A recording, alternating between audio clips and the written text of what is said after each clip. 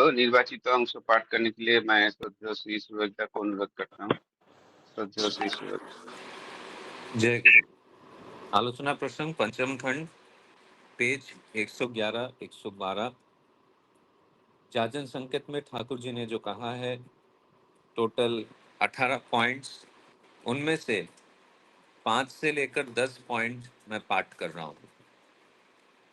কোনো যাজকের অন্তত নিজেদের কথোপকথন ও ব্যবহারের কখনো দোষ ধরিতে নাই। किसी याजक की कम से कम आपसी बातचीत और व्यवहार में कभी भी निंदा नहीं करनी चाहिए, বরং প্রত্যেকের প্রত্যেককে এমনভাবে প্রশংসা করিতে হইবে যাহাতে মানুষের শ্রদ্ধা সতই সেই ঋত্বিক বা যাজকের দিকে গিয়া ব্যাপকভাবে একটা উন্নতি প্রবণতা আনিয়া দেয়।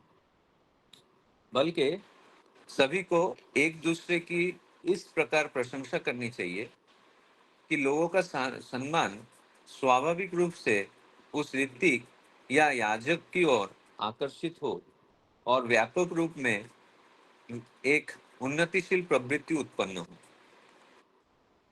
অথচ অযথা কিছুই বলিতে হইবে না, लेकिन अनावश्यक कुछ भी नहीं कहना चाहिए। অন্যান্য দোষ সত্ত্বেও যাহা নাকি মানুষের পক্ষে সাধারণত দেখিতে পাওয়া যায়, তাহার এই ব্যাপারগুলি এতই সুন্দর যা সব কুৎসিতকে ঢাকিয়া ফেলিয়া মানুষকে মোহিত করিয়া দেয়।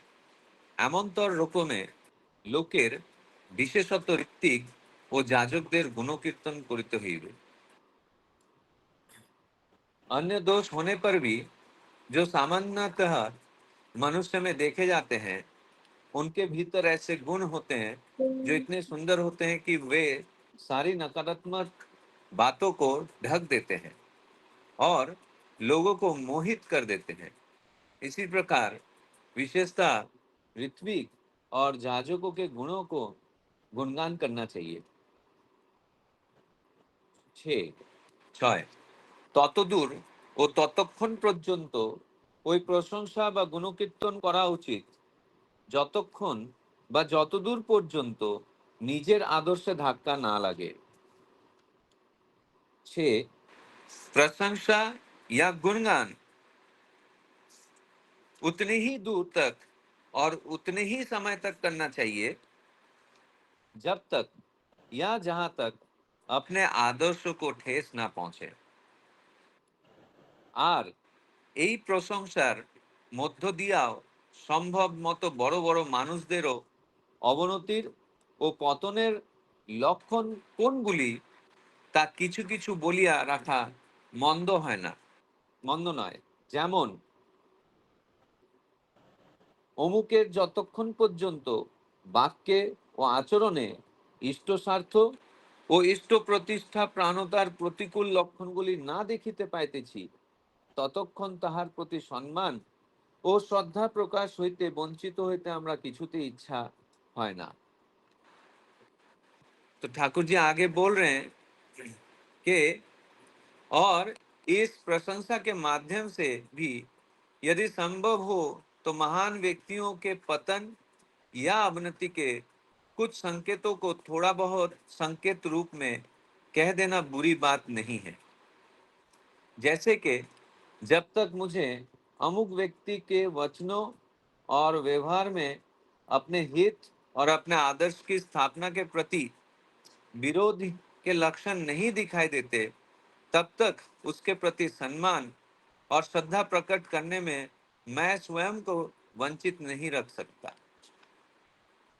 আর যখনই যাহার চরিত্রে ইষ্ট স্বার্থ প্রতিষ্ঠা প্রাণতার প্রতিকূল লক্ষণগুলি দেখিব, তখনই তাহার লাখ গুণও কিছুতে আমার শ্রদ্ধা জাগাইতে পারিবে না। আমি জানিব তাহার যাহা কিছু দেখা যায় সবগুলি একটা ভয়ানক সাজানো গুছানো কপট ভণ্ডামি ছাড়া আর কিছুই না। और जैसे ही किसी के चरित्र में आदर्श और इष्ट प्राण प्रतिष्ठा के प्रतिकूल लक्षणों को दिखाई देने लगे, तब उसके लाख गुण भी मेरे भीतर श्रद्धा उत्पन्न नहीं कर सकते। तब मैं समझता हूं कि उसका जो कुछ भी दिखाई देता है वह सब एक भयानक, सुसज्जित और कपटी ढोंग के सिवा और कुछ नहीं है। 7, যদি যজমানের কথার ভিতরে কোনো ঋত্বিক, প্রতিঋত্বিক, অধৈর্য বা যাজকের কথার এমনতর কোনো ত্রুটি পাওয়া যায় যাহাতে যজমানের বুঝিবার অন্তরায় হইতেছে বলিয়া মনে হয়, তাহা হইলে এমনতর ভাবে বুদ্ধিমত্তার সহিত ব্যাখ্যা করা উচিত যাহাতে ওই ঋত্বিক, প্রতিঋত্বিক, অধৈর্য বা যাজকের কোনো দোষ না দিয়াও যজমানকে সহজেই বুঝাইয়া দেওয়া যায়। 7वां, यदि यजमान की बातों में किसी ऋत्विक, प्रतिऋत्विक, अधूर्य या याजक की ऐसी कोई त्रुटि पाई जाती है जिससे यजमान को समझने में बाधा होती है, तो उसे इस प्रकार बुद्धिमानी से समझाना चाहिए कि उस ऋत्विक, प्रतिऋत्विक, अधूर्य या याजक पर कोई दोष दिए बिना भी यजमान को आसानी से समझाया जा सके। 8, যাজন করিতে গেলে এমন প্রকার সহানুভূতি ও সেবাপূর্ণ সহজনম্য ভাব লইয়া চলা সত্ত্বেও অন্তরে অন্তরে অটুট আদর্শ প্রাণতা লইয়া ফ্যানাটিক্যালি তৎপর प्राणे बसवास करिते হয়। याजन करने के लिए सहानुभूति और सेवापूर्ण सहजनम्य भाव लेकर चलने पर भी भीतर भीतर अटूट आदर्श प्राणता लेकर फैनेटिकली तत्पर प्राण में वास करना है। আর তুমি যে মানুষের মঙ্গল লিপ্সু হইয়া প্রতি ব্যক্তিতে তোমার আদর্শের প্রতিষ্ঠার জন্য উন্মুখ, তা যেন তোমার ভাব, বাক্য, আচরণ ও ব্যবহারে প্রতি প্রত্যেকের সান্নিধ্যে তাহার প্রাণস্পর্শী রকম সৃষ্টি না করিয়া শুধুমাত্র একটা নিছক খেলো, পাতলামতে পর্যবসিত হইয়া ঠাট্টা, ইয়ার্কি বা হাস্যদীপক রকমের আবহাওয়া তৈরি না করে, অথবা তোমার বেকবি সরলতার অযথা বাধার সৃষ্টি না করে। और तुम जब मनुष्य के लिए कल्याण लिप्सु होकर हर व्यक्ति में अपने आदर्श की स्थापना के लिए तत्पर हो, तो तुम्हारे विचार, वचन, आचरण और व्यवहार से हर व्यक्ति के सानिध्य में ऐसा प्राणस्पर्शी प्रभाव उत्पन्न होना चाहिए जो उसके हृदय को छू जाए, न कि वह केवल एक सामान्य खेल, तमाशा या मजाक जो उपहास या हास्यजनक माहौल बनाकर रह जाए, और ना ही तुम्हारी सरलता से अनजाने में कोई बाधा उत्पन्न हो। 9, যজমানের কোনো বিষয়ে কোনো দুর্বলতাকে বিশেষ স্থল ব্যতিরেকে কোনো প্রকারে ঘৃণা বা আঘাত না করিয়া তাহার ওই দুর্বলতা যে সহজ পরিহার্য, তাহা নিজের ওই প্রকার দুর্বলতা কতটুকু আদর্শ প্রাণতা লইয়া কি করিয়া কত সহজে অতিক্রম করা হইয়াছিল, উদ্বুদ্ধ প্রাণে ভাব, ভঙ্গি ও ব্যবহারের মধ্য দিয়া তাহারই বিশদ উদাহরণে তাহাকে উদ্দীপ্ত করত, তৎকরণ সম্বেগী করিয়া তোলাই দুর্বলতা বা অজ্ঞানতা প্রশমনের শ্রেয় পন্থা। 9, यजमान की किसी विषय पर कोई कमजोरी को किसी विशेष स्थान को छोड़कर किसी प्रकार से घृणा या चोट पहुंचाए बिना उनकी वह कमजोरी आसानी से सुधारी जा सकती है, ये बात अपने उसी प्रकार के कमजोरी को कितना आदर्श प्राणता लेकर कैसे और कितने आसानी से पार किया गया, उद्बुद्ध प्राण से भाव भाव भाव और आचरण से उसे उसी के विशद उदाहरण से उद्दीप्त करते हुए तत्करण संवेगी बनाना ही कमजोरी और अज्ञानता को शांत करने का श्रेष्ठ तरीका है। 10, নজর রেখো তোমার অনুমান যেন কখনো তোমার বোধ ঐশ্বর্যকে অবদলিত না করে। नजर रखना तुम्हारा अनुमान कभी भी तुम्हारे बोध ऐश्वर्य को अबदलित ना करे। जय गुरु। जय गुरु। अभी सुरजदा बहुत सुंदर भाव से और बहुत स्पष्ट भाव से जो जाजन संकेत है 5 to 10 पाठ किया और हिंदी में ट्रांसलेट करके बताया। आज एक्चुअली सुरजदा को बाहर जाने का बात था, लेकिन फिर भी सुरजदा इतना ख्याल रखते हैं कि उन्होंने हिंदी में ट्रांसलेट करके हम लोग को भेज दिए है, ताकि हम लोग को कोई तकलीफ ना हो उसको पढ़ने में और ट्रांसलेट करने में। तो इसी बात में मैं सुरजदा को बहुत बहुत धन्यवाद करता हूँ, इतना हम लोग के लिए सोचने के लिए। अभी हमारा साथ श्रद्धेय मोनिशा रॉय माँ ज्वाइन किया है इगतपुरी से। माँ को मैं स्वागत करता हूँ हमारा इस फोरम में, और उम्मीद करता हूँ कि उन्होंने नियमित रूप से इस फोरम में ज्वाइन करें। आज सुना का था, जो और विषय वस्तु नया है, नया व्यक्ति कोई ज्वाइन किए तो थोड़ा देख लीजिए। हाँ देखिए,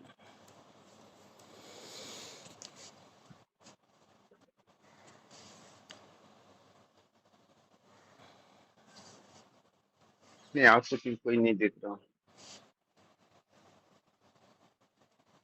आज का जो आलोचना है, आलोचना का विषय वस्तु है वो जाजन को लेके है।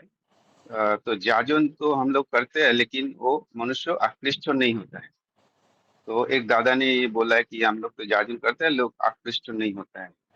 तो ठाकुर जी ने उन्होंने बताया कि जाजन कैसे करना है। ऐसे इस बारे में ठाकुर जी ने जाजन संकेत दिए है, 18 जाजन संकेत दिए हैं। और वो जाजन संकेत बहुत मतलब वो जाजन संकेत का हिसाब से अगर हम जाजन करें तो वो जाजन इफेक्टिव होगा और लोग को आकृष्ट करेगा, उद्बुद्ध करेगा। और इसके लिए चाहिए कम्युनिकेशन स्किल, संचार अभिज्ञता। और एक ये जाजन जो है एक मनोविज्ञान सम्मत कर्म है, तो काफी ख्याल रखना पड़ता है और इसको अभ्यास करना पड़ता है, तभी हम इसको इफेक्टिव रूप से जाजन कर पाएंगे। ठाकुर जी ये भी बोला है कि एक बुक है, how to win friends and influence people. इस बुक को भी बहुत अच्छे से पढ़ना होता है और उनको उनमें जो दिया है उसको आचरणगत तो करना पड़ता है। और जाजन का सबसे बड़ा लाभ है आत्म शिक्षा, मतलब सेल्फ को एडुकेट करना। और जाजन जितना भी अच्छे से करो, लेकिन उसका साथ इष्टो युक्त तो नहीं है, इष्टों का साथ अच्युत जोग नहीं है, तो वो जाजन सफल नहीं होगा, वो निष्फल हो जाता है। यह है आज का विषय वस्तु। तो अभी मैं आलोचना को आगे बढ़ाते हुए श्रद्धेय श्री सूरजदा को अनुरोध करूंगा जो जाजन संकेत है 5 to 10 उसका बारे में आलोचना रखने के लिए। श्रद्धेय श्री सूरजदा। जय गुरु। ये जो 18 जाजन संकेत का जो पॉइंट है, ये ठाकुर जी इतना गंभीर रूप से हमें दिए हैं। मुझे जो उसके पहले जो ठाकुर जी ने कहा कि याजन जो है वो एक साइकोलॉजिकल ऑपरेशन है, मनोविज्ञान सम्मत कर्म, और ये इतना डिफिकल्ट है कि किसी के भाव को समझकर उसके जीवन के हर एक तकलीफ, बाधाएं, विपत्तियों को समझकर किस तरह से मुझे उस इंसान को मेरे इष्ट के प्रति मैं आनत कर सकता हूँ, उसके लिए मुझे किस तरह उसके मनोदशा को समझते हुए उसके मानसिक स्थिति को स्टेबल करके फिर उनके जीवन में ठाकुर जी का प्रयोजनीयता क्या है ये समझाकर उसे ठाकुर जी के प्रति आनत करना, ये बहुत एक बड़ा कौशल ना होने पर हम नहीं कर सकते। और कहीं ना कहीं हमारे बातों के त्रुटि के वजह से, हमारे याजन में कमी के वजह से हम ये अपॉर्चुनिटी खो देते हैं कि किसी को हम ठाकुर जी के साथ जोड़ दें। तो ठाकुर जी ने ये जो जाजन संकेत ये दिए हैं, अगर हम लोग इस चीज को अच्छी तरह समझकर और इन बातों को फॉलो करके अगर हम याजन करते हैं, तो मुझे ऐसा लगता है कि याजन करने का जो सक्सेस रेशियो है वो 100% से कम तो नहीं होगा। मैं यहाँ पे एक रेफरेंस देना चाहता हूँ और उसके बाद मैं आलोचना शुरू करूंगा। मेरी माँ, हमारे बालूरघाट में हमारा बंगलो हुआ करता था, तो फर्स्ट फ्लोर पे ठाकुर जी का मंदिर था और एक दीक्षा रूम उन्होंने बनाया था। उस टाइम में बालूरघाट का मंदिर बन रहा था, लोग घर घर जाके याजन करते थे, दीक्षा होती थी और लोगों को जोड़ते थे। तो माँ इस कार्य में बढ़ चढ़ कर हिस्सा ले रही थी। और माँ को ऋत्विक दादा लोग जब कहते थे कि माँ देखिए जरा दीक्षा, आप थोड़ा दीक्षा का बंदोबस्त कीजिए, तो माँ इस बात को ध्यान रखते हुए याजन करने निकल पड़ती थी। और मैंने ये बात हमेशा देखा है कि माँ जिन जिन को याजन करती थी, उनमें से प्राय 95% लोग, मतलब ठाकुर जी को स्वतः ही अपने जीवन में धारण करके चलते थे। तो एक दिन मैं माँ को पूछा कि माँ, आप जो लोगों को इतना याजन करती हो और लोग सुनकर दीक्षा भी ले लेते हैं, बाकी दूसरे लोगों को मैंने देखा है तो इतना तो याजन मतलब ये नहीं होता है, इफेक्टिव नहीं होता है, तो आप ऐसा क्या बोलती हो या फिर क्या करती हो?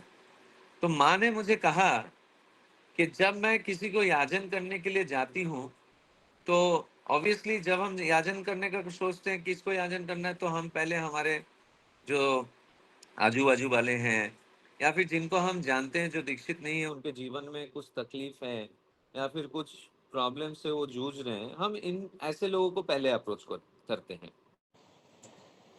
तो माँ तभी तो, मतलब आजू बाजू जो पाड़ा प्रतिवेशी लोग थे वो तो बहुत सारे थे, तो माँ कहती थी कि मैं पहले सोचती थी कि मैं किस इंसान को जाके याजन करने वाला हूँ, किस परिवार को जाके याजन करने वाला हूँ। और मैं पहले मैं ध्यान में बैठती हूँ और ध्यान में बैठकर उस इंसान के प्रति जिसको मैं याजन करने वाली हूँ, उस इंसान के लिए ध्यान में मैं चिंतन करती हूँ कि क्या चिंतन करती हूँ कि उस इंसान के जीवन में किस बात की कमी है, उस इंसान के जीवन में किस बात की चाहिदा है, कौन सी इच्छा है उसका पूर्ति नहीं हुआ है, और वो ठाकुर जी को लेने पर किस तरह उसका जीवन में परिवर्तन आ सकता है। मैं ध्यान में इन सारे बातों को मैं चिंतन करती हूँ और फिर मैं जाके उससे ठाकुर जी का याजन करती हूँ। तो शायद से कहीं ना कहीं मेरे बातों को वो अपने जीवन में समझ पाते हैं और ठाकुर जी को लेकर चलने की प्रयोजनीयता को जब वो महसूस करते हैं तो वो दीक्षा लेते हैं। तो कहीं ना कहीं ये बात आज जब मैं ये याजन संकेत पढ़, तो माँ का ये जो एक तरीका कि कैसे पहले उसके समझ सके और फिर उन्हीं के बातों के द्वारा जो ठाकुर जी ने यहाँ पे जाजन संकेत के, आई थिंक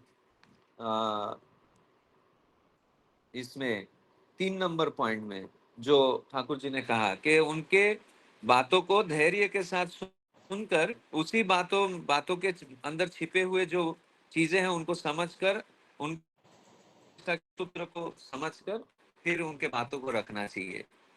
कहीं ना कहीं मुझे ऐसा अभी प्रतीत हो रहा है कि माँ जिस तरीके से याजन करती थी, वो भले वो याजन संकेत पढ़ी नहीं थी, मुझे ऐसा नहीं लगता है क्योंकि तभी आलोचना प्रसंग के इतने हमारे घर में नहीं था। बट कहते हैं ना कि जब हम ठाकुर जी को बहुत अतोप्रत भाव से चिंतन मनन करते हैं तो वो रास्ता वही दिखाते हैं। तो मुझे ऐसा लगता है कि माँ यही बातों को फॉलो जाने में और इस तरह याजन इफेक्टिव होता था। तो जो पांचवा याजन संकेत के जो पांचवा पॉइंट है कि किसी याजक की कम से कम आपसी जो बातचीत और व्यवहार है उसमें कभी भी निंदा नहीं करनी चाहिए।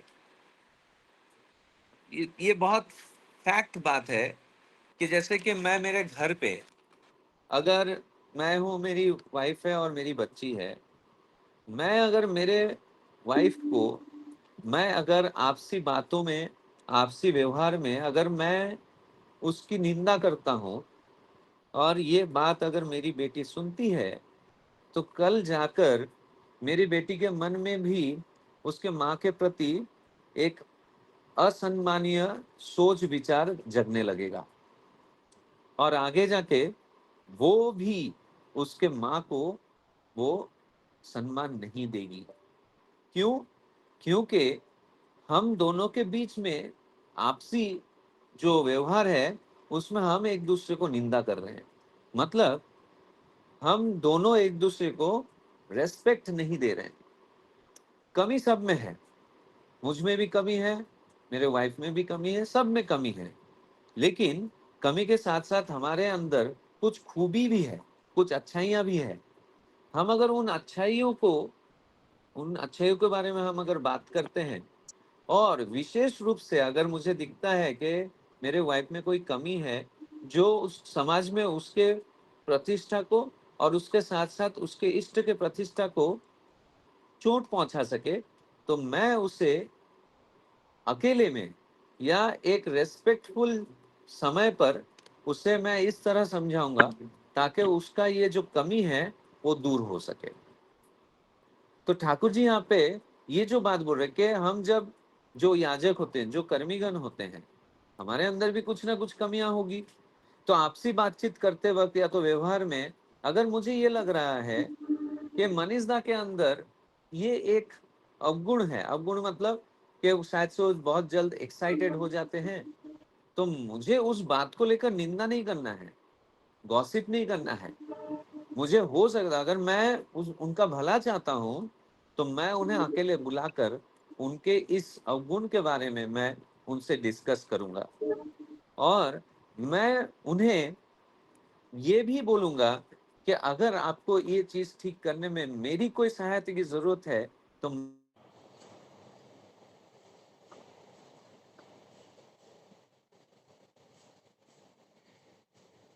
लोगों का सम्मान और याजक की ओर आकर्षित हो और व्यापक रूप से एक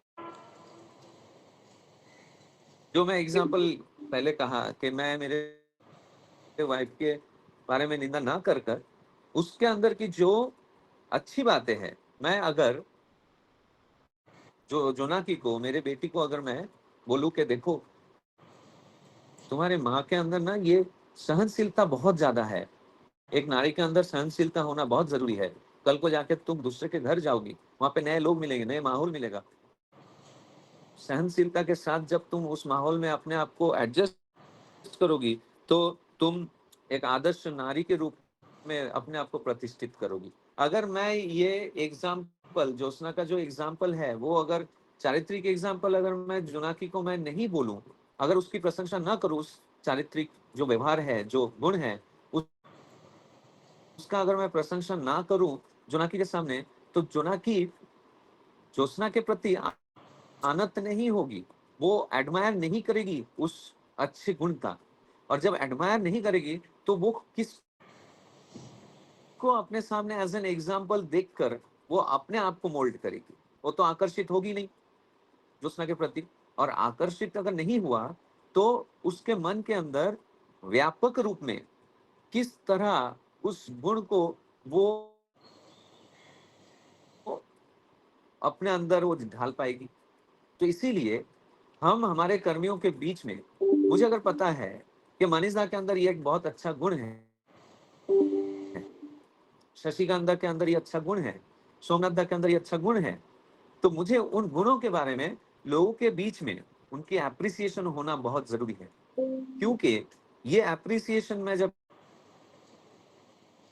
करूंगा इसका मतलब I am giving an example with an reference of a person कि इस इंसान का ये व्यवहार बहुत अच्छा है, मुझे तो बहुत अच्छा लगता है।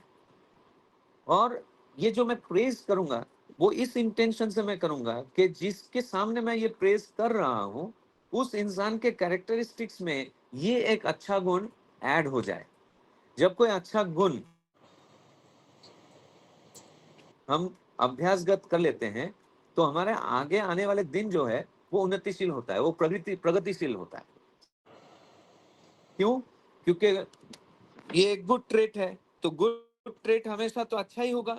तो इस तरह जब मैं इन गुणों के बारे में मैं लोगों के बीच में विथ रेफरेंस जब मैं आलोचना करता हूं तो लोग उनके प्रति सश्रद्ध होते हैं। मैं अगर किसी को मनीषा के बारे में, सोमनाथ दा के बारे में या तो शशिकांत दा के बारे में कुछ अच्छा बोल रहा हूं तो उस इंसान के मन में इन तीनों के बारे में एक रेस्पेक्ट पैदा होता है। वो उसे आइडियलाइज करते हैं कि अरे ठाकुर जी का इंसान होने का दृष्टांत जो है ये तीन व्यक्ति हैं और मुझे भी उनके जैसा बनना है। जैसे कि हम छोटे बच्चे को उदाहरण देते हैं, देखो उस घर के बच्चे ने इतना % रिजल्ट लेके आया, तो मैं डायरेक्टली इनडायरेक्टली क्या कर रहा हूं, मैं उस बच्चे को प्रेरित कर रहा हूं किसी का उदाहरण देकर कि तुम्हें भी आगे जाके इस तरह तुम भी ला सकते हो, तुम भी कर सकते हो, तुम भी बन सकते हो। तो ठाकुर जी आगे बोल रहे हैं फिर भी अनावश्यक कुछ भी नहीं करना चाहिए। लेकिन ये गुणगान करते वक्त, ये प्रशंसा करते वक्त मुझे ये भी ध्यान में रखना है कि जो नहीं है, जो जो अच्छी बातें नहीं है उसे बढ़ा चढ़ा कर नहीं बोलना है। कुछ भी मैंने कह दिया, बाद में ऐसा हो सकता है कि वो इंसान आइडलाइज करते रहते उसको याद आया कि अरे इसके अंदर तो ये भी ट्रेट है लेकिन ये तो ऐसा कुछ कर ही नहीं रहा, इसका उल्टा ही कुछ कर रहा है। तो उस इंसान के प्रति जो सश्रद्ध वो हो उठाता तो वो उसका श्रद्धा कम हो जाएगा। ऐसा हो सकता है कि हर्ट होके वो हमसे दूर हो जाए, वो हमसे छिटक जाए। अन्य दोष होने पर भी जो सामान्यतः मनुष्य में देखा जाता है, ठाकुर जी कितना अच्छा एक बात कह रहे हैं, उनके भीतर ऐसे गुण होते हैं जो इतने सुंदर होते हैं कि वह सारी नकारात्मक बातों को ढक देते हैं और लोगों को मोहित कर देते हैं। तो ठाकुर जी बोल रहे हैं कि जैसे कि मैंने कहा शुरुआत में कि हर एक के अंदर कुछ ना कुछ दोष पाए जाते हैं, वो सामान्यतः हर एक मनुष्य में पाया जाता है, ठीक है, जो इग्नोरेबल है या फिर बहुत ही उसका जो प्रभाव है बहुत ही कम है। ऐसी अवस्था में उसके अंदर जो अच्छे गुण है और जो बहुत मतलब आकर्षणीय है, तो उन बातों को कुछ इस तरह से हमें कहना चाहिए कि उसके जो सामान्यतः जो दूसरे दोष हैं जो स्वाभाविक रूप में पाए जाते हैं, उन बातों को ये जो अच्छे गुण है वो इस तरह से ढक देता है, इग्नोर कर देता है उन सारे छोटे छोटे अवगुण को, जो मनुष्य का मन को मोहित कर देता है क्योंकि उसके अंदर उससे कहीं ज्यादा अच्छी बातें, अच्छे गुण समाहित है। मतलब मेरे अंदर, इसके द्वारा मैं ये समझ रहा हूं कि मेरे अंदर अगर कोई एक अवगुण है जो जनरली लोगों के बीच में हमें अक्सर पाए जाते हैं, ये अवगुण अगर वो मेरे अंदर है तो मेरे अंदर कुछ ऐसा गुण होना चाहिए जो जो इतना व्यापक होना चाहिए कि ये जो छोटे मोटे जो अवगुण है उसको वो ढक दे। मतलब इग्नोरेबल, लोगों को इग्नोरेबल लगे कि अच्छा अच्छा ठीक है कोई बात नहीं, कम से कम इसके अंदर ये बात तो है। जैसे कि फॉर एग्जाम्पल कि मेरा एक आदत है कि मैं लोगों को ना कभी सामने से फोन नहीं करता हूँ उसका हाल खबर लेने के लिए। मनीष दा खास करके इस बात को बहुत अच्छे से जानते हैं कि मैं कभी भी मतलब लोगों को फोन करके उनका हाल चाल पूछूं या फिर कैसे हो, एक टाइम पीरियड के दौरान मैं अक्सर उन्हें फोन करूं, ये आदत नहीं है मुझे। मैं ये नहीं करता हूं, मतलब it is not intentional but नहीं होता है, वो अभ्यास नहीं है। तो ये मैं समझता हूँ कि ये मेरे लिए एक अवगुण है। लेकिन जब भी मुझे ऐसा प्रतीत होता है कि मेरा ये एक मतलब स्वाभाविक आचरण है कि जब भी मुझे ऐसा लगता है कि किसी का कोई जरूरत है, कोई तकलीफ है, मैं जितना हो सके कोशिश करता हूं कि मैं उसके साथ खड़े रहूं। उसके उस बाधा विपत्ति के टाइम में मेरा प्रेजेंस उसको कभी कमी महसूस नहीं होनी चाहिए। मैं ये चीज मैं ऐसा महसूस करता हूँ कि मैं कोशिश करता हूँ कि मैं लोगों के साथ उसके जरूरत में मैं खड़ा रहूं किसी भी रूप में, मेंटली, फिजिकली या with any materialistic kind of things. मैं ये कोशिश करता हूँ। तो अगर मैं फोन नहीं कर रहा हूँ, उसका हालचाल नहीं पूछ रहा हूँ in certain interval of time, लेकिन जैसे मुझे ये पता चला कि वो कुछ प्रॉब्लम में है तो मैं जाके उसके साथ खड़ा हो जाता हूँ, ये जो मैं फोन नहीं कर रहा हूँ, तो वो इंसान ऐसा बोलेगा कि अरे ठीक है कोई बात नहीं, वो फोन करके पूछताछ तो नहीं करता है फ्रिक्वेंटली, लेकिन उसको जब पता चलता है कि मुझे कुछ जरूरत है, वो आके खड़ा हो जाता है। ये जो एक अच्छे गुण मेरे उस छोटे से अवगुण को अच्छी तरह से ढाक दिया। मतलब मुझे मेरे अंदर ऐसे गुणों को एस्टैब्लिश करना है जो मेरे ये छोटे मोटे अवगुण को पूरी तरह वो इग्नोर कर दे। और इसी प्रकार से ही विशेषता जो ऋत्विक है, ये याजक है, उनके गुणों का गुणगान करना चाहिए। कि अगर कोई एक यजमान, मतलब अगर कोई एक व्यक्ति जो दीक्षित है या दीक्षा लेना चाहते हैं याजन के बाद, वो अगर बोलते हैं अरे देखो ना, ये सूरजा के अंदर ये बहुत बुरी बात है कि वो मेरा खोज खबर नहीं लेते हैं फ्रिक्वेंटली। अगर मान लो ये बात मनीष दा से कर रहा है, तो मनीष दा का उचित होगा कि वहां पे वो ये बात को बोले कि वो फ्रिक्वेंटली खोज खबर तो लेता नहीं, ये बात तो सही है, लेकिन वो हमेशा जरूरत में आके खड़ा हो जाता है। आप कभी ये बात को प्रत्यक्ष रूप में आप उपलब्धि करके देखना। ये जो मनीष दा ने इस बात को कहा, तो ठाकुर जी बोल रहे इस तरह इस बात की गुणगान होनी चाहिए कि अगर किसी ऋत्विक, अगर याचक के अंदर कोई गुण है, तो उसको इस तरह से प्रेजेंट करो कि उसके छोटे मोटे जो अवगुण है उसको वो इग्नोर कर दे। तो उसके मन में, जिसको ये बात कहा जा रहा है, उसके मन में उस याजक या ऋत्विक के प्रति जो आशा और भरोसा है वो बना हुआ रहेगा। लेकिन हमें यह भी याद रखना है कि अगर मनीषा मेरे इस बात को अगर किसी के सामने प्रशंसा कर रहा है, तो मुझे ये बात का ध्यान देना होगा कि मैं उनके इन बातों को नीचे गिरने न दूं, और मैं उस इंसान के लिए जरूरत में खड़ा होने का उतना सामर्थ्य भी रखूं। छठा पॉइंट जो ठाकुर जी यहाँ पे बोल रहे हैं न्यायजन संकेत में, कि प्रशंसा या गुणगान उतनी ही दूर तक और उतना ही समय तक करना चाहिए जब तक या जहां तक अपने आदर्श को ठेस ना पहुंचे। ये भी बात ठाकुर जी एक सावधान वाणी दे रहे हैं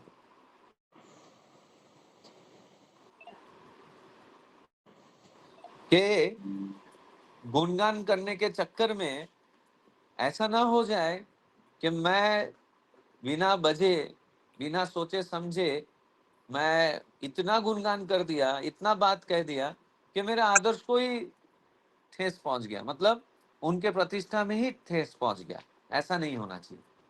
मुझे वो समझना जरूरी है कि मुझे किस हद तक, कहां तक और किस तरह किसी की प्रशंसा करनी होगी, ताकि ऐसा ना हो जाए कि जो व्यक्ति के सामने ये बात, ये बहुत मतलब बहुत ही सेंसिबल और बहुत ही प्रभावक प्रभावित करने वाली बात है जो मैं कहने जा रहा हूँ। कि मान लीजिए कि मैं एक नए व्यक्ति के सामने मैं मनीष दा का गुणगान कर रहा हूँ, अरे वो ये है, वो ऐसे है, ये इतने अच्छे गुण है, ये है, इतना इतना मैं मतलब ओवर एप्रिसिएशन कर दिया कि उस इंसान के मन में ठाकुर जी का छवि छोटा हो गया और मनीष दा का छवि बड़ा हो गया। तो क्या होगा, उस इंसान के मन में आदर्श की प्रतिष्ठा कम हो जाएगी और वो आदर्श केंद्रित ना होकर वो एक व्यक्ति केंद्रित हो उठेगा। तो वो ठाकुर जी को डायरेक्टली ठाकुर जी के नजरिए से नहीं समझ पाएगा, या वो ठाकुर जी को अपने नजरिए से, ठाकुर जी को अपने मन में प्रतिष्ठा नहीं कर पाएगा। वो मनीष दा के चाल चलन के द्वारा ठाकुर जी को अपने मन में प्रतिष्ठित करेगा। अब इसका फल क्या होता है, जब किसी कारण के वजह से मनीष दा के चाल चलन में, मनीष दा के कैरेक्टरिस्टिक्स में जब उसको कोई त्रुटि या दोष दिखाई देगा, वो अंदर ही अंदर बहुत हिल जाएगा, बोलेगा कि ये इंसान को सूरजदा ने इस तरह कहा था कि इसके जैसा इतना अच्छा इंसान हो ही नहीं सकता है, तो ये इंसान ऐसे कैसे कर सकता है। तो वो जब व्यक्ति विशेष होकर, व्यक्ति केंद्रित होकर चल रहा था, मनीष दा को आइडियलाइज करके चल रहा था इंस्टेड ऑफ आइडियलाइजिंग आर आइडियल, तो वो सहज रूप से ठाकुर जी को छोड़ देगा। क्यों?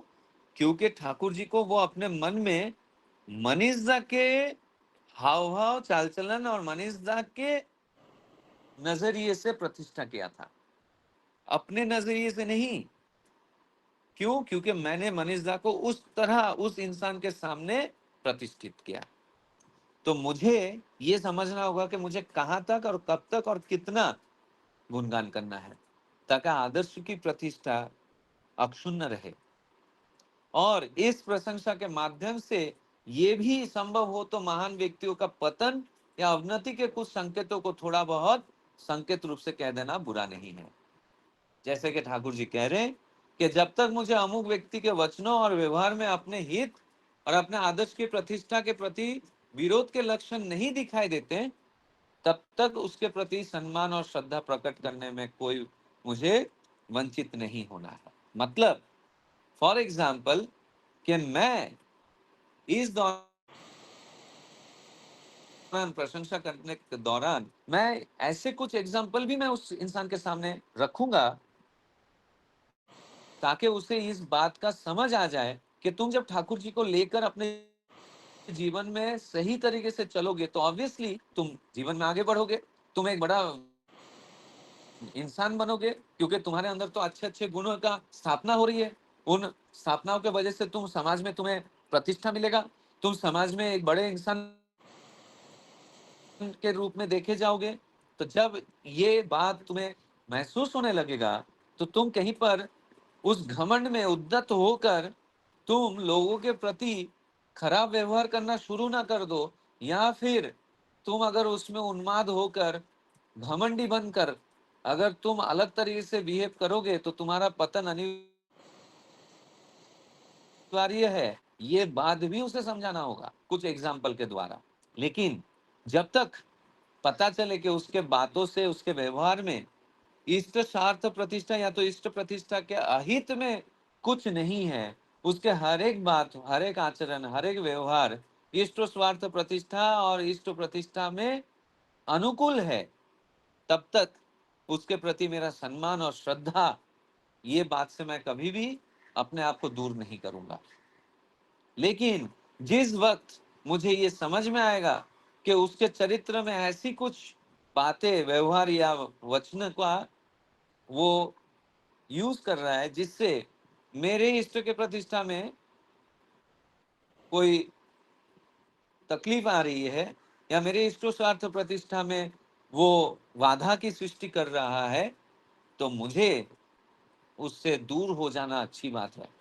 अगर ऐसी कोई लक्षण दिखाई दे कि जिसमें उसके व्यवहार से, उसके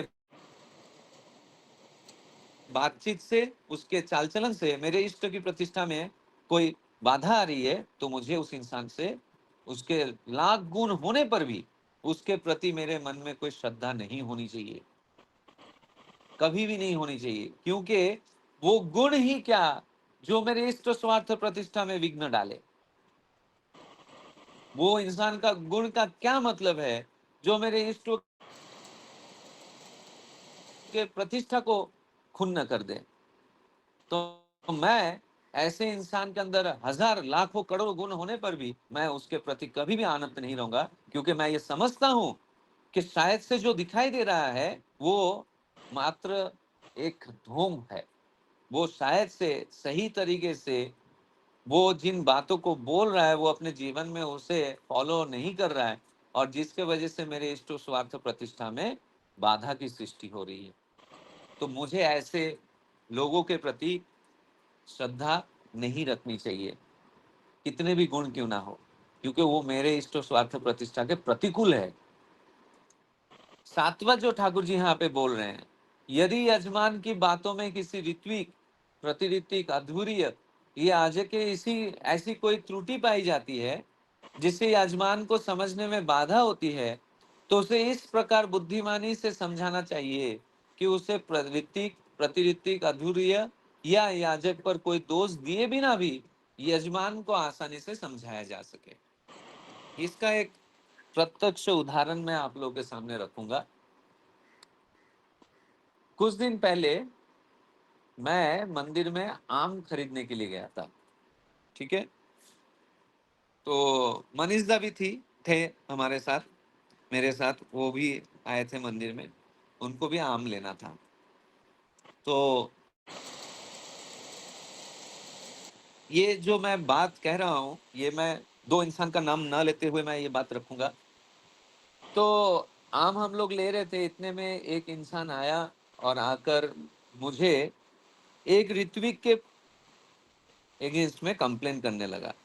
क्या कंप्लेन करने लगा कि देखिए ना, हम लोग इतना तकलीफ से आम तोड़ते हैं, झाड़ पे चढ़कर जो चींटी है वो काटता है, इतना तकलीफ करके हम आम उतारते हैं, और ये जो दादा है, ये कुछ लोगों को आम बिना किसी पैसे के बांट देते हैं।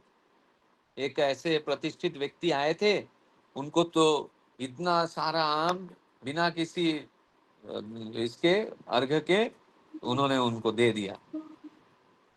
ऐसा क्या होना चाहिए? मैं तो कल से आम नहीं तोड़ूंगा। मतलब उसके मन में एक ऐसा भाव पैदा हुआ उस व्यक्ति के प्रति कि उसको ऐसा लगा कि उसने जो इतना तकलीफ करके आम तोड़ा, ठाकुर जी का ये आम बिना अर्घ का उसने कैसे दे दिया। तो मैंने उस वक्त, अगर मैं बोलता हाँ यार ये तो बात बहुत गलत है, ऐसा तो नहीं करना चाहिए, ये तो बहुत बुरी बात है, तो वो इंसान हो सकता था कि वो सिर्फ मुझे नहीं, मेरे जैसे और कई लोगों को वही बात जाकर कहता, और उस इंसान के प्रति जो विद्रूप भाव प्रकट कर रहा है, वो लोगों के बीच में भी उस विद्रूप भाव सृष्टि होती उस पृथ्वी के प्रति। तो मैंने उसे कहा कि जो व्यक्ति आया था वो कौन था, या फिर उसका जो सामाजिक स्थाप मतलब प्रतिष्ठा है वो क्या था। बोलते नहीं, वो ना बहुत एक सम्मानीय व्यक्ति थे, और वो कुछ तो काम के सिलसिले में आए थे। तो मैंने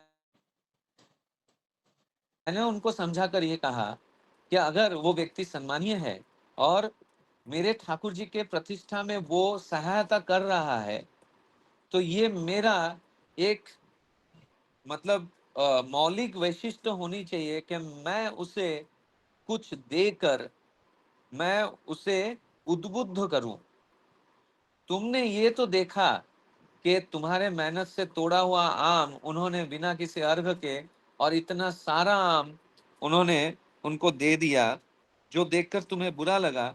लेकिन ये बात तुमने सोचा क्या कि वो इंसान को ये चीज देकर वो उद्बुद्ध करने की कोशिश किया कि ये ठाकुर जी का मंदिर का आम है, इसमें कोई रासायनिक पदार्थ की यूज नहीं हुआ है, और मैं तुम्हारे प्रति एक जो प्रेम है उस प्रेम को प्रकट करने के लिए एक आम को जरिया बनाकर मैं तुम्हें दे रहा हूं, ताकि तुम ये खाकर संतुष्ट हो और तुम्हारे जीवन में ठाकुर जी को महसूस कर पाओ।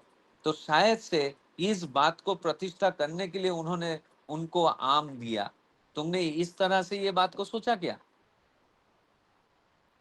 तो उन्होंने तभी थोड़ी देर सोचकर बोला, नहीं मैंने इस तरीके से तो नहीं सोचा। बोलते तो फिर तुम ऐसे कैसे विद्रूप भाव रख लिए, बिना जानकर बिना समझकर? ऐसा भी तो हो सकता है कि वो आम देकर जब उसे वो संतुष्टि मिलेगी तो उसके मन में ये भाव आ सकता है कि मंदिर में जो भी प्रॉब्लम है, मैं उस प्रॉब्लम को सॉल्व करने में कितना योगदान कर सकता हूँ। तो अगर ये आम देने के वजह से उसके द्वारा ठाकुर जी का स्वार्थ प्रतिष्ठा हो रहा है, तो क्या वो गलत किए? तब वो दादा इस बात को समझे और वो सामने से बोले कि मुझे माफ कर दीजिए कि मैंने उनके प्रति ये विद्रूप भाव रखा था।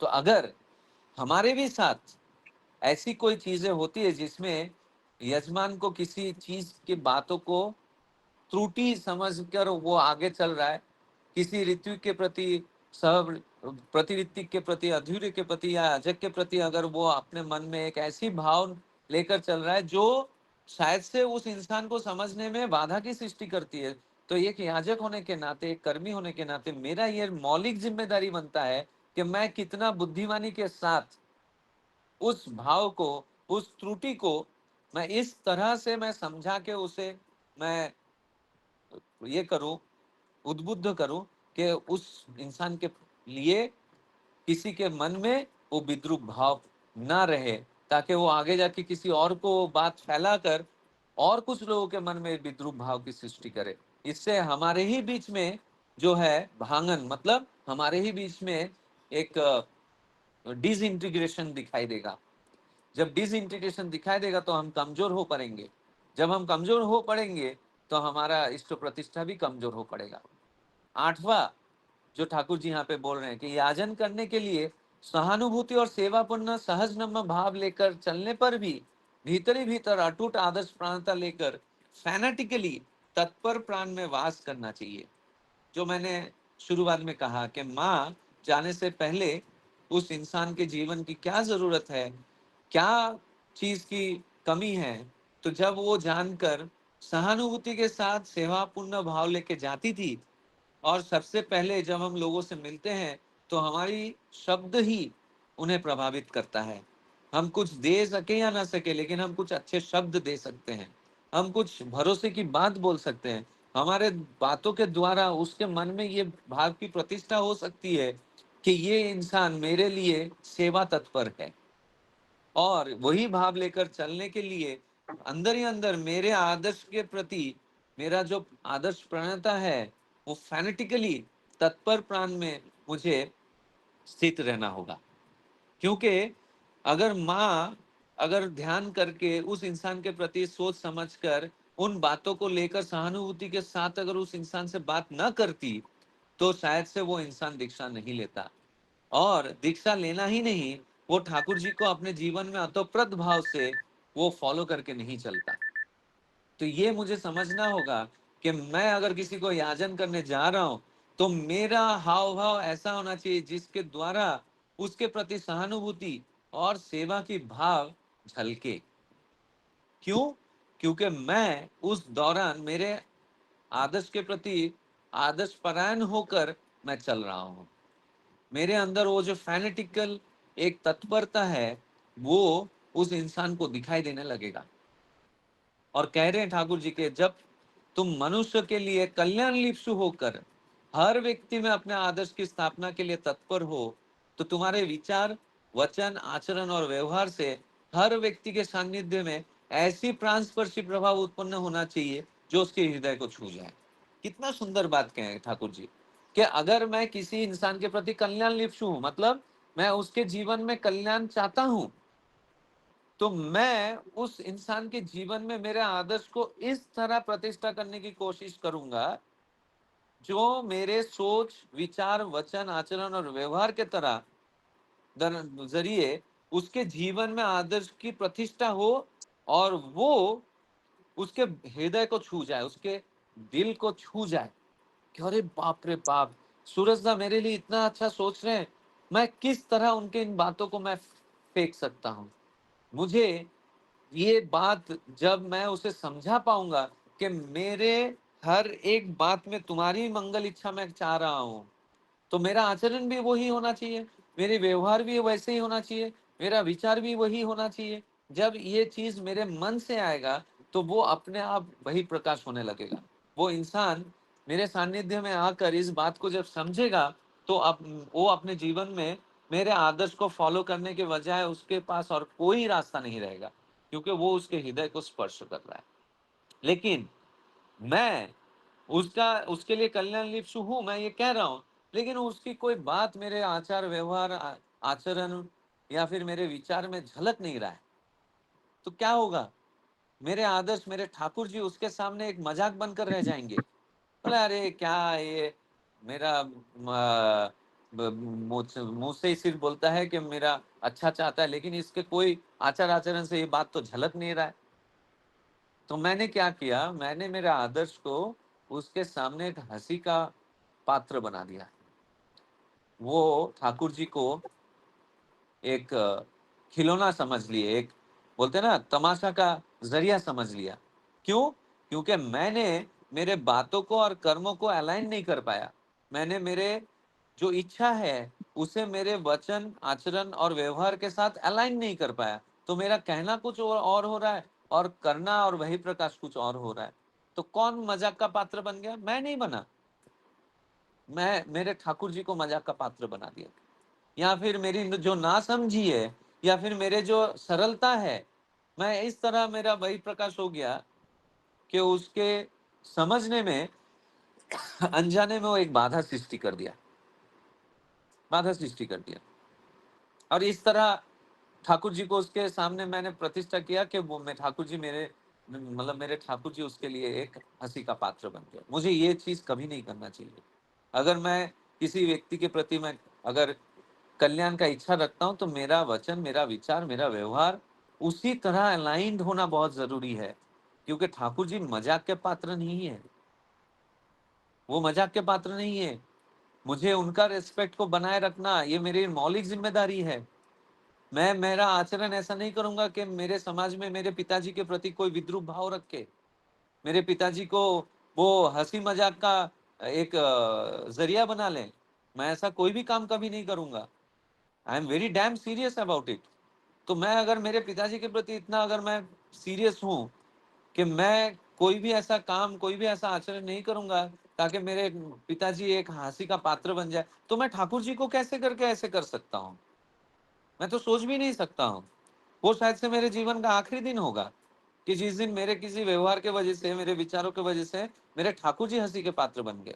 मेरा फिर जिंदा रहना ही शायद से किसी काम का नहीं होगा, क्योंकि मैंने मेरे जो जो मेरे बेस है, जो मेरे जीवन का आधार है, मैं उन्हीं को लोगों के सामने एक एकदम हंसी का पात्र बना दिया। तो फिर धिक्कार है मुझ पे। तो मैं ऐसा कुछ नहीं करूंगा जिससे ये हो, ताकि मैं ऐसा कुछ करूंगा कि उसके जीवन में इष्ट की प्रतिष्ठा हो, मेरे आदर्श की प्रतिष्ठा हो, उसके जीवन में उसके हृदय को मेरे आदर्श उसके हृदय को स्पर्श कर जाए, वो उनका हो उठे। मैं इस तरह मैं सेवा भाव और सेवा पूर्ण भाव लेकर मैं चलूंगा। नौवा जो ठाकुर जी यहाँ पे बोल रहे हैं कि यजमान के किसी विषय पर कोई कमजोरी की किसी विशेष स्थान को छोड़कर किसी प्रकार से घृणा या चोट पहुंचाए बिना उसकी वह कमजोरी आसानी से सुधारी जा सकती है। ये बात अपने उसी प्रकार के कमजोरी को कितना आदर्श प्राणता लेकर कैसे और कितने आसानी से पार किया गया, उद्बुद्ध प्राण से भाव भंगी और आचरण के द्वारा उसे उसी के विशद उदाहरण से उद्दीप्त करते हुए तत्करण संवेगी बनाना ही कमजोरी और अज्ञानता को शांत करने की श्रेष्ठ तरीका है। कितना सुंदर बात ठाकुर जी बोले कि मैं मुझे पता चला कि मेरे यजमान में, मतलब मैं जिसको याजन कर रहा हूँ या फिर उन्होंने अभी अभी दीक्षा लिया है, मैंने देखा कि उसका कोई विशेष एक कमजोरी है, दुर्बलता है। तो विशेष स्थान छोड़कर मुझे उस बात के लिए उसके प्रति घृणा या फिर उसे चोट पहुंचाना नहीं चाहिए, क्योंकि ठाकुर जी पहला जो ज्ञान संकेत में जो पहली बात जो ठाकुर जी ने कहा कि किसी के अहंग को चोट नहीं पहुंचाना है, उसके धर्मबोध और अंधविश्वास की निंदा नहीं करनी है। अगर मैं ऐसा करता हूं तो इंसान तो अभी जैसे कि एक कच्चा मिट्टी से मैं जब एक घड़ा बना रहा हूं, जब तक वो सूखेगा नहीं, जब तक वो कड़क नहीं होगा, मैं उसमें पानी नहीं डाल सकता हूँ। पानी डालने पर वो पिघल जाएगा, वो नष्ट हो जाएगा। तो कोई एक याजन जिसको मैं कर रहा हूँ वो ठाकुर जी के पद पे एक नया कच्चा मिट्टी है। मैं अगर उसके अंदर दुर्बलताएं होंगी, उसके अंदर बहुत सारे कमियां होंगी, इसीलिए तो मैंने उसको याजन किया, ताकि वो उस कमियों को दूर कर सके, उस अज्ञानता को वो बाहर आ सके, वो दुर्बलताओं से वो बाहर आ सके। मैं उसी वक्त मैं अगर बोलूं कि अरे ये तुम्हारी गलती है, ये ऐसे नहीं करना चाहिए, मैं इस तरह से अगर उसे चोट पहुंचाऊंगा, क्या वो ठाकुर जी को लेकर चलेगा? वो घड़ा तो बर्बाद हो जाएगा। तो उसे इस तरह पकाना है, उसे इस तरह गाइड करना है कि उनके बाद उसको ऐसा कुछ एग्जाम्पल देकर बताना है ताकि उससे ईगो को तो हर्ट हो ही नहीं, ताकि उसको उसके मन में शक्ति मिले कि अरे यार ये दुर्बलता है और ये दुर्बलता को मिटाया जा सकता है। और उस क्षेत्र में मैं क्या करूं, बेस्ट एग्जांपल मैं मेरे पर्सनल अनुभूति का बात करूंगा। अरे ये कोई प्रॉब्लम ही नहीं है, मेरे साथ भी ऐसा हुआ करता था। मुझे भी रसगुल्ला खाना बहुत पसंद था। तुम्हें डायबिटीज है, तुम्हें रसगुल्ला खाना पसंद है, तो क्या हुआ? इस बात को, इस दुर्बलता को तुम बहुत इजीली तुम ये कर सकते हो, ठीक कर सकते हो, सुधार कर सकते हो। कैसे? मैं मेरे जीवन का एग्जाम्पल दूंगा कि अरे मुझे भी रसगुल्ला खाना बहुत पसंद था, लेकिन मेरे आचार्य देव ने मुझे बोला कि सूरज तुम रसगुल्ला मत खाना, और खाना भी है तो बहुत कम खाना, क्योंकि मैं चाहता हूं कि तुम्हारा शरीर ठीक रहे। तो मैं रसगुल्ले से ज्यादा, मतलब मैं क्या रसगुल्ला को मेरे आचार्य से ज्यादा प्रेम करता हूँ? आचार्य ने मुझे कहा है तो मुझे उनको, उनके बातों को नीचे गिरने नहीं देना है। कि कुछ इस तरह मैं अपने दुर्बलता को इस तरह मैं उनके सामने एग्जाम्पल के जरिए रखा कि मेरे आदर्श के भी प्रतिष्ठा हो गया, और मैं उस दुर्बलता को कैसे काट के ऊपर आ सके उसके बारे में भी मैंने एक उदाहरण दिया। तो वो क्या होगा, ये जो विशद उदाहरण एक मैंने दिया आचार्य देव का बात कहकर, तो वो क्या हुआ, वो अपने जीवन में उद्दीप्त हुआ।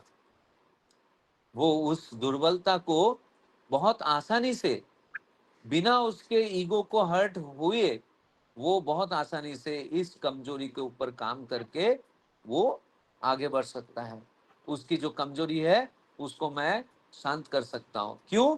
कि मैंने एक ऐसा बीज उसके मन में डाला कि तुम अगर अपने आचार्य को अगर प्रेम करते हो तो तुम्हारा रसगुल्ला के प्रति जो एक आकुति है, अगर क्या वो तुम्हारे आचार्य से भी ज्यादा बड़ा हो गया कि तुम आचार्य के बात को नहीं फॉलो कर सकते हो? मैं जब उसके मन में इस बात को डाल दिया, वो कभी भी आचार्य को वो अवहेलना नहीं करेगा। वो ये कोशिश करेगा कि मैं वो हर एक प्रयास करूं जिससे मेरे आचार्य मेरे से खुश रहे। तो यही सबसे अच्छा तरीका है। 10 नंबर पॉइंट जो है कि नजर रखना, तुम्हारा अनुमान कभी भी तुम्हारी बोध ऐश्वर्य को अवदलित ना करे। ये बहुत भयंकर बात है। हम कभी कभी this is only because of lack of संचारण, जो ये है लैक ऑफ कम्युनिकेशन, जो संचारण अभिज्ञता की कमी की वजह से ये होता है। मैं किसी इंसान के साथ बातचीत नहीं करता हूँ, उसके साथ उठ बैठ नहीं करता हूँ, मैं किसी तीसरे के जरिए उस इंसान को समझ रहा हूँ, जान रहा हूँ। तो मैं उस इंसान के प्रति एक अनुमान बनाऊंगा, एक अनुमान करूंगा, और अनुमान के द्वारा मैं उस इंसान को बोध करने की कोशिश करूंगा, फील करने की कोशिश करूंगा।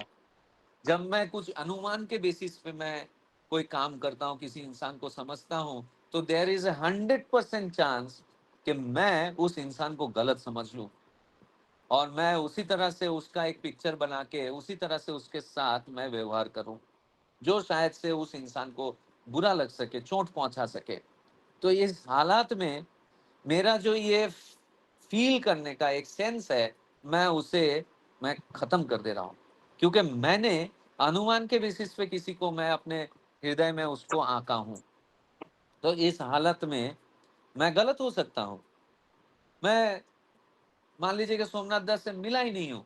इनफैक्ट मैंने सोमनाथ दास से पहली बार मिला कल्याण के विशेष सत्संग में। अब मैं सोमनाथ दास को मिला ही नहीं हूँ, मैं उसके बाद उनके बातों से, उनके रोज के बिहेवियर से, मतलब जितना मैं देख पा रहा हूँ, बस उसी के हिसाब से मैंने एक अनुमान लगा के मैंने सोमनाथ दा के बारे में एक पिक्चर बना लिया।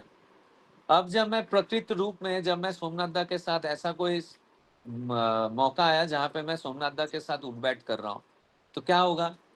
ऑब्वियसली मेरा अनुमान जो मैंने करके सोमनाथ दा को जिस तरह से मैंने मेरे मन में मैंने ड्रॉ किया था, जो एक्चुअली में मैं जब उनके साथ उठ बैठ करूंगा तो उसके साथ मेल नहीं खाएगा। जब मेल नहीं खाएगा, मैं द्वंद्व में पड़ जाऊंगा। तो ये द्वंद्व किसने सृष्टि किया? ये मैंने किया, क्योंकि मैंने तो अनुमान लगाया था। तो मेरा जो बोध ऐश्वर्य है उसको ये अनुमान जो है हर्ट करेगा, मैं द्वंद्व में रहूंगा। मैं सोमनाथ दा के साथ जैसे बिहेव करता था, अचानक उस बिहेवियर में परिवर्तन आएगा। सोमनाथ दा असामंजस्य में पड़ जाएंगे कि अचानक से सूरज दा इस तरीके से बिहेवियर क्यों कर रहे हैं। तो क्या होगा? सोमनाथ दा के मन में प्रश्न उठेगा। तो इससे क्या होगा? कंफ्यूजन पैदा होगा। जो संचारण अभिज्ञता है वो हर्ट होने लगेगा, कम्युनिकेशन स्किल में प्रॉब्लम आएगा, और धीरे धीरे वही मेरा और सोमनाथ दा के रिश्ते को अवदलित करेगा। मैं एक इंसान को खो दूंगा। तो कभी भी ये बात का हमें हमेशा ध्यान रखना है कि किसी इंसान का अगर कोई पिक्चर मुझे ड्रॉ करना है तो वो पर्सनल एक्सपीरियंस के बेस पे होना चाहिए। उस इंसान के साथ मैं उठ बैठ करके, उसे प्रत्यक्ष रूप में उनके साथ बातचीत करके, फिर मैं उसके उन इंसान के प्रति एक पिक्चर ड्रॉ करूंगा कि वो एक्चुअली में क्या है। तो मेरा उनके प्रति जो बिहेवियर है, मेरा उनके प्रति जो सोच समझ है, वो हमेशा सेम रहेगा, मेरे भाव में उनके प्रति कोई ऊपर नीचे नहीं होगा, और इसी से हमारा रिश्ता भी अच्छा बना रहेगा। ये सारे बातें जो ठाकुर जी कहे हैं, अगर हम लोग सबको ही अपने जीवन में थोड़ा थोड़ा भी फॉलो करना शुरू करें, तो मुझे ऐसा प्रतीत होता है कि जो डीपी वर्क्स की जो जरूरत पड़ी वो कभी जरूरत ही नहीं पड़ेगा, क्योंकि हम लोगों के साथ अतुप्रत भाव से कनेक्टेड रहेंगे। हर वक्त उनके साथ हम लोग एक योग सूत्र में हम बंधे रहेंगे, और हर कोई और ठाकुर जी का हो उठेंगे, और आदर्श प्राण हो उठेंगे। तो इन बातों का हमें ध्यान रखना चाहिए। मैं यहाँ पर ही मेरे शब्द को विराम करता हूँ। जय गुरु। जय गुरु दादा, बहुत सुंदर। इतना सोचने वाली बात को आपने इतना सरल तरीके से एक्सप्लेन किया है कि इतना गंभीर विषय भी हमारे पास एकदम सहज सुंदर सरल हो गया है। आपने बहुत अच्छा प्रैक्टिकल एग्जाम्पल जो दिया है अपना माता जी का, और जो आम आम का जो एपिसोड था बदलापुर आश्रम में, दोनों ही बहुत ही मतलब दिल छूने वाला बातें था, उदाहरण था, और हम लोग एकदम मंत्रमुग्ध हो गया, मोहित हो गया। बहुत सुंदर लगा। तो आज का आलोचना को सुन के यही समाप्त है। सबको जय गुरु। जय गुरु। जय गुरु सबको।